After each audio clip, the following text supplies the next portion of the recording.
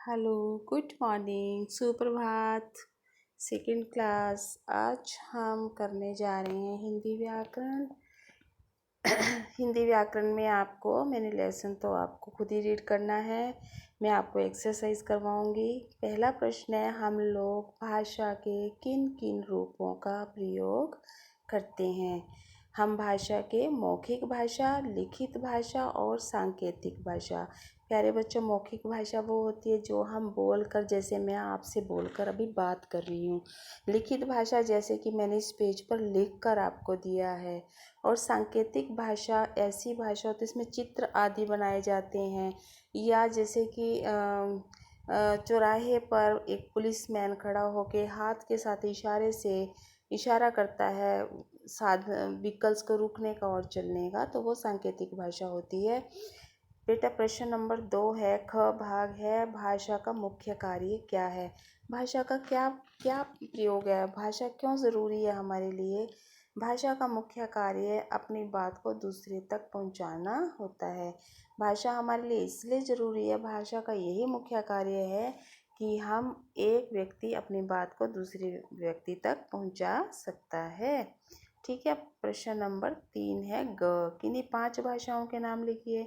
इसमें आपको देखिए संस्कृत, अंग्रेजी, पंजाबी, हिंदी और मराठी भाषाओं के नाम दिए गए हैं। संस्कृत आपको पता है हिंदी भाषा का ही रूप होता है, हिंदी ही संस्कृत से निकली, अंग्रेजी में आप पढ़ते हो। और पंजाबी भाषा पंजाब में बोली जाती है और मराठी भाषा महाराष्ट्र में बोली जाती है। इसके अलावा भी बहुत सारी भाषाएं होती हैं, तो लेकिन हमें तो सिर्फ 5 भाषाओं के बारे में नाम बताना है। हमने 5 भाषाएं बता दी। नेक्स्ट है, व्याकरण का अध्ययन क्यों जरूरी है। प्यारे बच्चों, जैसे आपके पास उड़ान की बुक है तो व्याकरण की क्या आवश्यकता है। व्याकरण की आवश्यकता है क्योंकि व्याकरण ही हमें भाषा के शुद्ध रूप का ज्ञान करवाती है। तो हमें पता ही नहीं लगता कहाँ पे हमें है लगाना है, कहाँ पे है लगाना है, तो वही तो बताएगा कि बहुवचन बनते हैं तो हमें है लगाना है, अगर एक वचन है तो है लगाना है, अगर स्त्रीलिंग है तो हमें स्त्रीलिंग शब्द का प्रयोग करना है, और पुल्लिंग है तो पुल्लिंग शब्द का प्रयोग करना है। तो इस तरह से हमें व्याकरण से किसी भी भाषा के शुद्ध और अशुद्ध रूप का ज्ञान होता है, तो इसलिए हमारे लिए व्याकरण बहुत आवश्यक है।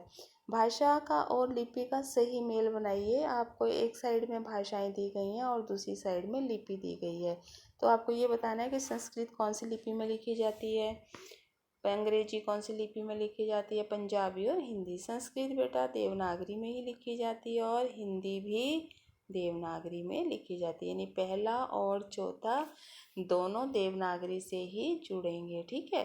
अंग्रेजी की लिपि है रोमन और पंजाबी की है गुरमुखी। ठीक है।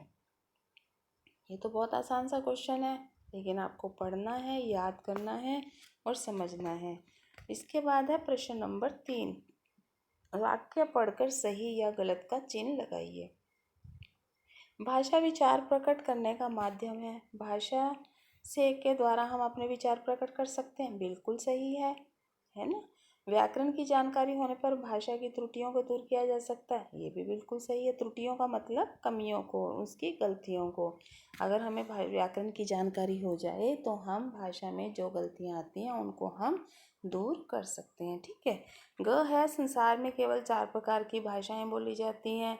नहीं जी, बहुत सारी भाषाएं बोली जाती हैं, बहुत सारी। मुझे तो पता भी नहीं है कितनी बोली जाती हैं। हिंदुस्तान में ही कितनी भाषाएं बोली जाती हैं।